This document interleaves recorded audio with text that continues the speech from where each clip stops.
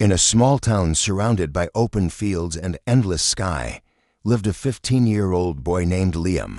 To many, Liam seemed ordinary. He didn't have trophies, medals, or top grades. He wasn't the fastest, the smartest, or the most popular. But inside Liam, there was a quiet fire, a dream he'd never dared to speak aloud. He wanted to become an astronaut. Every night, while others played video games or scrolled through phones, Liam would lie on the roof of his small home, eyes glued to the stars. He'd whisper to the sky, "One day, I'll touch you." The problem wasn't his dream. It was the world around him. His classmates laughed when he spoke about space. "You, an astronaut? Come on, you can't even pass algebra." Even some teachers smiled politely, then moved on, as if humoring a child's fantasy. His parents, working 2 jobs to keep the house running, didn't have the time or energy to dream with him. They loved him, but often said, "Liam, maybe think about something more realistic." He began to wonder, was it foolish to believe in something no one else could see? Then, one cold winter afternoon, something happened. While walking home from school, Liam stopped at the town library to warm up. He rarely went inside. It felt too quiet, too serious. But on this day, something pulled him in.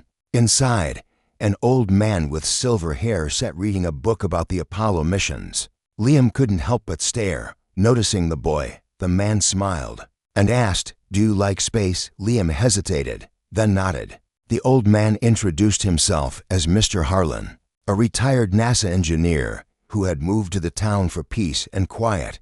Liam's eyes lit up. "You worked at NASA?" Mr. Harlan chuckled. "Yes, a long time ago.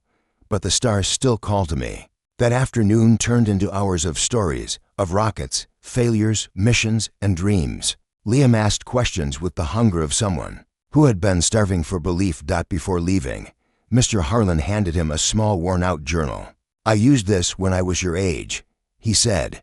"If you really want to fly, start with the ground. Write everything you learn, every day, never stop." From that day, Liam changed.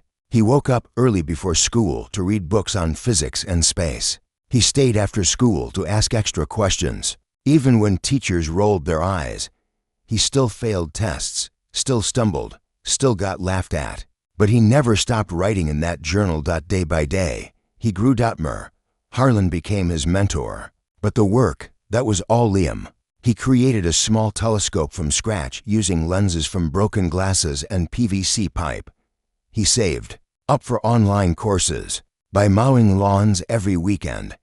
He emailed professors and scientists asking for advice. Most never replied. Some did. Years passed. Liam didn't suddenly become a genius. He didn't magically get accepted into the best school.